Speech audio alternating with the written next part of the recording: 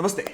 తెలంగాణ రాజకీయాల్లో ఎవరు ఏ పార్టీలో ఉంటారు, ఏ పార్టీలోకి వెళతారు, నిజంగా చేరికలు ఎక్కడ జరగబోతున్నాయి, కొత్త కొత్త మార్పులేంటి, రాజకీయ సమీకరణలు ఏ విధంగా ఉంటాయి, ఇట్లాంటి చర్చ నడుస్తున్న ఈ టైంలో కేంద్ర పర్యాటక సాంస్కృతిక శాఖ మంత్రి కిషన్ రెడ్డి ఒక అడుగు ముందుకేసి, ఇంకా చెప్పాలంటే ఒక స్టేట్స్మెన్ అవతారం ఎత్తారు. తెలంగాణ రాజకీయాల్లో గత కొన్ని రోజులుగా, కొన్ని నెలలుగా ఉన్నటువంటి ఆరోపణలకి స్పష్టమైన క్లారిటీతో కూడిన గణాంకాలతో కూడిన సమాధానం ఇచ్చే ప్రయత్నం చేశారు.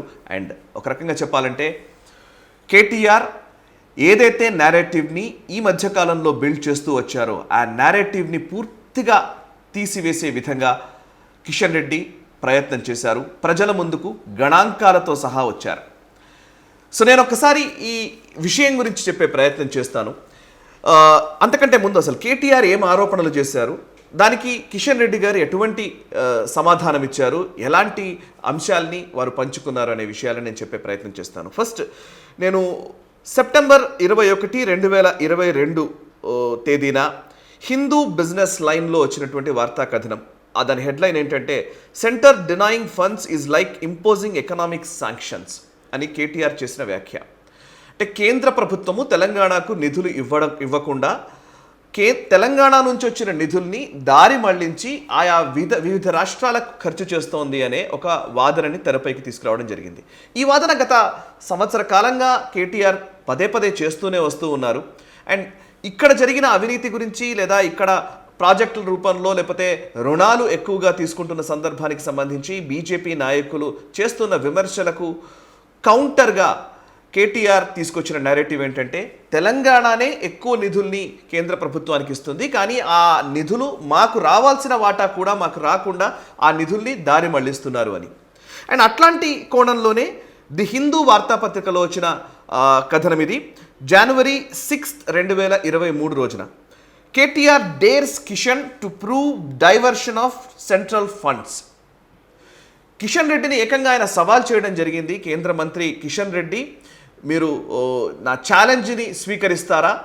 ఎందుకంటే మేము ఇస్తున్న నిధులెంత, మీరు ఇస్తున్న నిధులెంత, వీటి అంశానికి సంబంధించి కేంద్ర ప్రభుత్వం అసలు నిధులే ఇవ్వట్లేదు తెలంగాణకి అనే కోణంలో ఆయన మాట్లాడడం జరిగింది. అందులోనే ఆయన చెప్పింది ఏంటంటే ఇప్పటి వరకు కేంద్ర ప్రభుత్వం పన్నుల రూపంలో రాష్ట్ర ప్రభుత్వానికి ఇచ్చిన మొత్తం గురించి ఆయన చెబుతూ తెలంగాణనే కేంద్ర ప్రభుత్వానికి 3.68 లక్షల కోట్ల రూపాయలని నిధుల రూపంలో ఇస్తుంటే కేంద్ర ప్రభుత్వం నుంచి వచ్చిన నిధులు కేవలం 1.68 లక్షల కోట్లు మాత్రమే అనేది ఆయన వాదన. 3.68 లక్షల కోట్లు తెలంగాణ నుంచి కేంద్రానికి వెళుతుంటే కేంద్రం నుంచి 1.68 లక్షల కోట్లు మాత్రమే వచ్చింది, మాకు ఇంకా 2 లక్షల పైచిలకు మాకు ఇంకా కేంద్రమే బాకీ ఉంది అన్నట్టుగా ఆయన వ్యాఖ్యానించడం జరిగింది. సేమ్ ఇట్లాంటి అంశానికి సంబంధించి హిందుస్థాన్ టైమ్స్ తెలుగులో వచ్చిన వార్తా కథనంలో అయితే నా లెక్కలు తప్పైతే రాజీనామాకు సిద్ధం, వాస్తవమైతే కిషన్ రెడ్డి క్షమాపణలు చెప్పాలి అని ఆయన వ్యాఖ్యానించడం జరిగింది. అందులో చాలా స్పష్టంగా ఈ అంశాల్ని తెలంగాణ ఎంత ఇస్తోంది, కేంద్రం నుంచి వచ్చేది ఇంత అని ఆయన చెప్పడం జరిగింది. సో ఈ లెక్కలు తప్పైతే నేను రాజీనామా చేస్తానంటూ కూడా ఆయన ప్రకటించడం జరిగింది. ఈ బహిరంగ సవాల్ని కిషన్ రెడ్డి స్వీకరించడమే కాదు, గణాంకాలతో పాటు మేధావుల ముందుకి, పాత్రికేయుల ముందుకి, అదేవిధంగా మొత్తం ప్రజా బాహుళ్యంలోకి కొన్ని నంబర్స్ని తీసుకొచ్చే ప్రయత్నం చేశారు. నిన్న హైదరాబాద్లోని ఆర్టీసీ కళ్యాణ మండపంలో నిర్వహించిన ఒక సమావేశంలో సుమారు 320 పైచిలుకు స్లైడ్స్తో ఒక పవర్ పాయింట్ ప్రజెంటేషన్ని కిషన్ రెడ్డి ఇవ్వడం జరిగింది. కిషన్ రెడ్డి ఇచ్చినటువంటి పవర్ పాయింట్ ప్రజెంటేషన్లో పూర్తి గణాంకాలు ఉన్నాయి. సుమారు 3 గంటల పాటు ఆయన ప్రజెంటేషన్ ద్వారా కేంద్ర ప్రభుత్వం ఏ ఏ విభాగాలకు ఎంతెంత నిధుల్ని కేటాయించింది, ఓవరాల్గా ఇప్పటి వరకు ఈ 9 ఏళ్లలో వచ్చినటువంటి నిధులెంత, అండ్ గతంలో యూపీఏ ప్రభుత్వ హయాంలో రాష్ట్రాలకు కేంద్రం ఎన్ని నిధులు ఇచ్చేది, బట్ ఎన్డీఏ హయాంలో ఈ 9 సంవత్సరాల్లో ఎంత మేర నిధులు వచ్చాయి అనే అంశానికి సంబంధించి చాలా స్పష్టంగా ఆయన ఒక 3 గంటల పాటు సుదీర్ఘంగా ఆయన సమావేశం ఏర్పాటు చేసి పవర్ పాయింట్ ప్రజెంటేషన్ని ప్రజల ముందుంచడం జరిగింది. ఈ సమావేశంలో అన్ని విభాగాలకు చెందినటువంటి వ్యక్తులు, అన్ని భావజాలాలకు సంబంధించినటువంటి ప్రముఖులు హాజరయ్యారు. ఆయా పార్టీలకు సంబంధించిన ప్రముఖులు వచ్చారు, వివిధ విభాగాల్లో పనిచేస్తున్న వాళ్ళు ఉన్నారు. అండ్ అంతేకాదు పాత్రికేయులు, సీనియర్ పాత్రికేయుల దగ్గర నుంచి చిన్న రిపోర్టర్ల వరకు కూడా అందరూ కూడా ఇందులో పాల్గొనడం జరిగింది. ఈ సుదీర్ఘ సమావేశంలో ఆయన చెప్పినటువంటి లెక్కల్ని ఒకసారి పరిగణలోకి తీసుకుంటే కిషన్ రెడ్డి గారు చెప్పిన లెక్క ప్రకారం కేంద్ర ప్రభుత్వం అందించిన సహకారం, మోదీ గారి నేతృత్వంలో తెలంగాణ కోసం ఇచ్చిన నిధులు, చేసిన ఖర్చు గురించి ఆయన చెప్పడం జరిగింది. వివిధ రూపాల్లో తెలంగాణ రాష్ట్రానికి వచ్చిన నిధుల వివరాలు చూసినట్లయితే తెలంగాణ రాష్ట్రానికి పన్నుల వాటా పంపిణీ రూపంలో కేంద్ర ప్రభుత్వం అందించిన నిధులు 1.78 లక్షల కోట్లు ఆయన ప్రకటించడం జరిగింది. దీన్ని కేటీఆర్ చెప్పిన లెక్క ప్రకారం చూస్తే కేటీఆర్ చెప్పింది 1.68 లక్షల కోట్లు కేంద్ర ప్రభుత్వం ఇచ్చింది అనేది కేటీఆర్ చెప్తున్నమాట. బట్ కిషన్ రెడ్డి చెప్పిన దాంట్లో 1.78 లక్షల కోట్లు కేవలం పన్నుల రూపంలో వచ్చిందే కనబడుతోంది. కేటీఆర్ పన్నుల రూపంలో వచ్చింది 1.68 లక్షల కోట్లు అంటే 1.78 లక్షల కోట్లని కిషన్ రెడ్డి చాలా స్పష్టంగా చెప్పడం జరిగింది. అయితే సరే, కేటీఆర్ గతంలో మాట్లాడినారు, పోయిన సంవత్సరానికి సంబంధించిన లెక్కలు తీసుకున్నారు. ఇప్పుడు కిషన్ రెడ్డి గారు అప్డేటెడ్ నెంబర్ చెప్పారు అనుకుందాం. సో ఆ 10 లక్షల కోట్లు అలాగే వచ్చింది అనుకుందాం. అండ్ కేటీఆర్ పన్నుల రూపంలో వచ్చిన వాటాకి సంబంధించిన అంశాన్ని మాత్రమే చెప్పారు. కానీ వివిధ రూపాల్లో కేంద్ర ప్రభుత్వం నేరుగా తెలంగాణలో ఖర్చు చేస్తున్నటువంటి నిధులకు సంబంధించిన వివరాల్ని కిషన్ రెడ్డి తన ప్రెజెంటేషన్లో పొందుపరచడం జరిగింది. అదేంటంటే కేంద్ర ప్రభుత్వ అభివృద్ధి సంక్షేమ కార్యక్రమాల ద్వారా తెలంగాణ రాష్ట్రంలో చేసిన ఖర్చు 4.99 లక్షల కోట్లు, సుమారు 5 లక్షల కోట్ల వరకు కనబడుతోంది. అండ్ అంతేకాదు, ఇవి కేవలం డైరెక్ట్గా వచ్చినటువంటి డబ్బులు, ఆయా విభాగాల్లో ఖర్చు అయినటువంటి డబ్బులు. అవి మాత్రమే కాదు, తెలంగాణ రాష్ట్రానికి వివిధ కేంద్ర ప్రభుత్వ సంస్థలు ఇచ్చిన అప్పులు, బడ్జెటేతర రుణాలతో సహా కలుపుకుంటే 7.5 లక్షల కోట్లు రుణాల రూపంలో వచ్చింది. అండ్ అంతేకాదు, వేస్ అండ్ మీన్స్ అలవెన్సెస్ కావచ్చు, ఓవర్ డ్రాఫ్ట్ కావచ్చు, ఇతర మార్గాల ద్వారా తెలంగాణ ప్రభుత్వానికి అనేక సార్లు రుణాలు ఇస్తూ ఆర్బీఐ అందించిన అదనపు సహకారం 2.31 లక్షల కోట్లు. అండ్ ఇవి కాక వివిధ వర్గాల ప్రజలకు వ్యక్తిగత రుణాలు, ఇలా రకరకాల అంశాల రూపంలో వచ్చినవి 9.26 లక్షల కోట్ల రూపాయలు. అండ్ తెలంగాణలో వ్యవసాయ ఉత్పత్తుల కొనుగోలు మీద కేంద్ర ప్రభుత్వం చేసిన ఖర్చు, అంటే ఉత్పత్తుల సేకరణ, కనీస మద్దతు ధర వంటివి, ఇలాంటివి కలుపుకుంటే ఎంఎస్పి ఇలాంటివి కలిపితే 1.58 లక్షల కోట్లు కేంద్ర ప్రభుత్వం ద్వారా రాష్ట్రానికి వచ్చాయనేది కిషన్ రెడ్డి గారు చెప్పిన లెక్క. వీటన్నింటికీ కూడా, ఆ చెప్పిన నంబర్స్ అన్నింటికీ కూడా ఆధారాలతో కూడా ఆయన జత చేయడం జరిగింది. డాక్యుమెంటెడ్ ఎవిడెన్సెస్ కూడా ఇందులో పొందుపరచడం జరిగింది. చాలా స్పష్టంగా ఏ విభాగాలకు ఎట్లెట్లా వచ్చింది అనేది కూడా చెప్పడం జరిగింది. అందులో మౌలిక సదుపాయాలకు సంబంధించి చూస్తే రోడ్లకి 1.08 లక్షల కోట్లు ఖర్చు చేసినట్టుగా తెలుస్తోంది. అండ్ రైల్వేలకి సంబంధించి 32,823 కోట్లు, పౌర విమానయానానికి సంబంధించి 573 కోట్లు, విద్యుత్ నీటిపారుదలకు సంబంధించి 23,937 కోట్లు, అండ్ గ్రామీణ పట్టణ మౌలిక సదుపాయాలకు సంబంధించి 34,090 కోట్లు, ఐటీ అండ్ డిజిటలీకరణకు సంబంధించి 7,479 కోట్లు. ఇట్లా అనేక అంశాలు ఉన్నాయి. అందులో రాష్ట్రాలకు సంపూర్ణ సహకారంలో భాగంగా ఆర్థికంగా కేంద్రం ఇచ్చే నిధులు 1.78 లక్షల కోట్లు అయితే, ఈ మౌలిక సదుపాయాల కోసం కావచ్చు, మానవాభివృద్ధి, సాంస్కృతిక ఆధ్యాత్మిక వారసత్వానికి సంబంధించి కావచ్చు, వివిధ కేంద్ర మంత్రిత్వ శాఖల ఆధ్వర్యంలో రక్షణ శాఖకి సంబంధించి, హోంశాఖ సంబంధించి, వివిధ విదేశీ వ్యవహారాల శాఖకి సంబంధించి వచ్చిన నిధులు కావచ్చు, ఇలా అనేకం ఉన్నాయి. అండ్ రుణాలు, ఇతర ప్రయోజనాలు వేరే. అండ్ రంగాల వారీగా సంక్షేమ పథకాల కోసం కేంద్రం నుంచి వచ్చిన నిధులకు సంబంధించిన వివరాలు చూస్తే వ్యవసాయము, అనుబంధ రంగాలు, పశు సంవర్ధక, మత్స్య పరిశ్రమ, రసాయనాలు, ఎరువులకు సంబంధించి అనేకం ఉన్నాయి. అవి 40,559 కోట్లు ఒకటి, 39,649 కోట్లు ఒకటి. అండ్ ఆరోగ్యం, పారిశుద్ధ్యం కోసం 14,572 కోట్లు, పరిశ్రమ, వాణిజ్యం, వస్త్ర పరిశ్రమ, ఎంఎస్ఎంఈకి సంబంధించి 1,502 కోట్లు.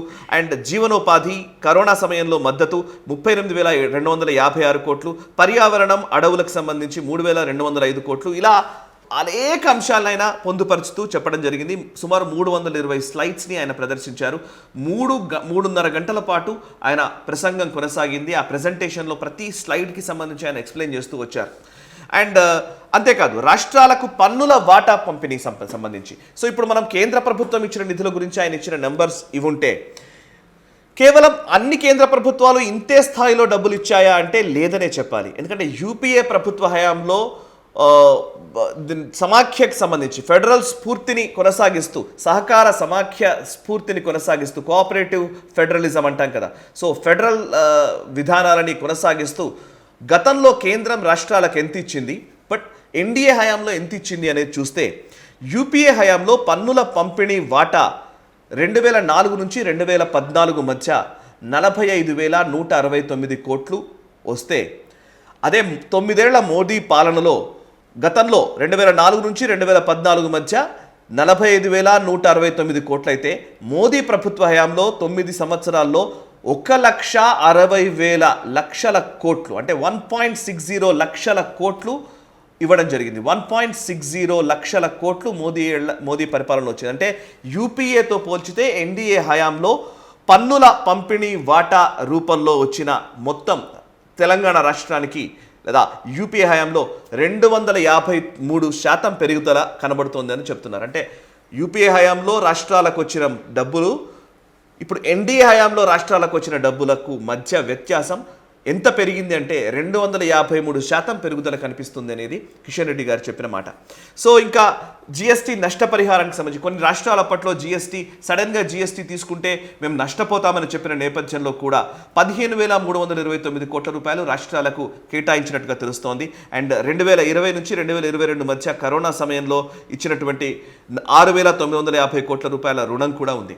సో ఎందుకు ఈ నంబర్లన్నీ కూడా ఒకరి లెక్క ఒకరు మాట్లాడతాం కావచ్చు. బట్ కేంద్ర ప్రభుత్వం చెబుతున్నది ఏంటంటే మౌలిక సదుపాయాల కోసం కేంద్ర ప్రభుత్వం ఎంత మేర ఖర్చు చేస్తోంది, రోడ్ల నిర్మాణం కోసం కావచ్చు, రైల్వే లైన్లకు సంబంధించి కావచ్చు, కేంద్రం విజన్ ఏ విధంగా ఉంది, ఎలా ఖర్చు చేస్తుంది అనేది కూడా కిషన్ రెడ్డి చెప్పడం జరిగింది. అండ్ కిషన్ రెడ్డి గారు చెప్పిన లెక్క ప్రకారం చూసినట్లయితే రోడ్ల నిర్మాణానికి సంబంధించి గతంలో ఎలా ఉండేది, ఇప్పుడు ఎలా ఉంది అని చూస్తే 2013-14 మధ్య దేశవ్యాప్తంగా ఒక రోజుకు సగటున జాతీయ రహదారుల నిర్మాణం 12 కిలోమీటర్లు జరిగితే, అదే 2020-21 సంవత్సరంలో చూస్తే 37 కిలోమీటర్లు సగటున ఒక రోజుకి రోడ్ల నిర్మాణం జరుగుతోంది. అండ్ రైల్వేకి సంబంధించి చూస్తే నిజామాబాద్ రైల్వే స్టేషన్ రాబోయే రోజుల్లో ఎలా ఉండబోతోంది, కామారెడ్డి రైల్వే స్టేషన్ ఎలా ఉండబోతోంది, అలా రైల్వే స్టేషన్స్కి సంబంధించి రాబోయే రోజుల్లో ఎలాంటి విజన్తో మేము వెళుతున్నాము, రైల్వే లైన్ల నిర్మాణం ఎలా ఉండబోతోంది, ఒక విజన్ డాక్యుమెంట్ని కూడా ఆయన ఇచ్చినట్టుగానే మనకు కనబడుతోంది.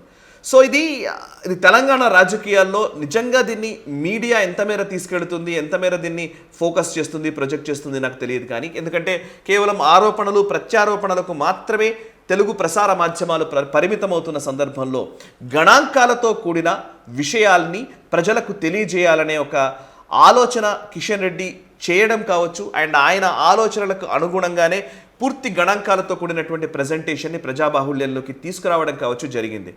అయితే కేటీఆర్ చెప్పిన మాటలని లేదా ఆయన చేసిన ఒక నేరేటివ్ని తెలంగాణనే కేంద్రాన్ని బతికిస్తోంది అండ్ తెలంగాణ నుంచి వస్తున్న డబ్బులతోటే కేంద్రం నడుస్తోంది అన్నట్టుగా ఏదైతే ఒక భావనని ప్రజల్లో బిల్డ్ చేయడం జరిగిందో దానికి పూర్తిగా విరుద్ధంగా కేంద్ర ప్రభుత్వం నుంచి వస్తున్న వాటా నిధులు ఏ విధంగా ఉన్నాయి, రాష్ట్రానికి ఎన్ని నిధులు వస్తున్నాయన్నది లెక్కలు వేసి చెప్పిన నేపథ్యం చూస్తూ ఉంటే ఇది పొలిటికల్ నేరేటివ్ని డిస్మాంటిల్ చేస్తుందా అనే ఒక క్వశ్చన్ రేజ్ అవుతోంది. సో బీఆర్ఎస్ లేదా కేటీఆర్ లేదా కేసీఆర్ చేస్తున్నటువంటి నేరేటివ్స్ని కిషన్ రెడ్డి గారు ఒక పూర్తి స్థాయి సమావేశం, ఒక మీడియా ముఖంగా చేసినటువంటి ఈ పవర్ పాయింట్ ప్రజెంటేషన్ ద్వారా ఆ నేరేటివ్ని డిస్మాంటిల్ చేయగలిగారా అనే ఒక ప్రశ్న ఉత్పన్నమవుతే మాత్రం ఖచ్చితంగా చేయగలరు అని నిరూపితమైంది. సో అయితే దీన్ని ప్రజల్లోకి తీసుకువెళ్ళడం కావచ్చు, భారతీయ జనతా పార్టీ శ్రేణులు కావచ్చు, నాయకత్వం కావచ్చు, దీన్ని ఎంత మేర వినియోగించుకుంటాయి, ప్రజాబాహుళ్యంలోకి తీసుకెళ్తాయి, ఈ నంబర్స్ని ప్రజల్లోకి తీసుకెళ్ళి ప్రజల్ని ఒప్పించగలుగుతారా అనేది let's wait and see. And నేను టైటిల్లో పెట్టినట్టుగా కేటీఆర్ చేసిన సవాల్ని స్వీకరించి కిషన్ రెడ్డి గారు సమాధానం ఇచ్చారు. చాలా స్పష్టంగా వివరాలతో కూడినటువంటి ప్రజెంటేషన్ కూడా ఇవ్వడం జరిగింది. సో కేటీఆర్ ఏదైతే ఛాలెంజ్ చేశారో నేను రాజీనామాకు సిద్ధమని, ఆ రాజీనామాకు సిద్ధమన్న ఆ వ్యాఖ్యకు ఆయన కట్టుబడి ఉంటారా? మీ కామెంట్స్ ద్వారా మీరు తెలియజేయండి. అండ్ ఈ వీడియో నచ్చితే లైక్ చేయండి, 10 మందికి షేర్ చేయండి. అండ్ మీ కామెంట్స్ ద్వారా మీ అభిప్రాయాలు మాతో పంచుకోండి. మనసా వాచా కర్మణ దేశ హితం కోసం పరితపించే నేషనలిస్ట్ ఆఫ్ గ్రూప్ ఆఫ్ ఛానల్స్ని సబ్స్క్రైబ్ చేసుకొని జాతీయవాద జర్నలిజాన్ని ప్రోత్సహించండి. Thank you very much. ఈ వీడియో మీకు నచ్చినట్టయితే లైక్ చేయండి, 10 మందికి షేర్ చేయండి. అలాగే కామెంట్ల రూపంలో మీ అభిప్రాయాలను మాతో పంచుకోండి. Nationalist hub group of channels ను సబ్స్క్రైబ్ చేసుకుని తెలుగునాట జాతీయవాద జర్నలిజాన్ని ప్రోత్సహించండి. ఈ వీడియో కింద ఉన్న బెల్ ఐకాన్ పై క్లిక్ చేయడం మర్చిపోవద్దు.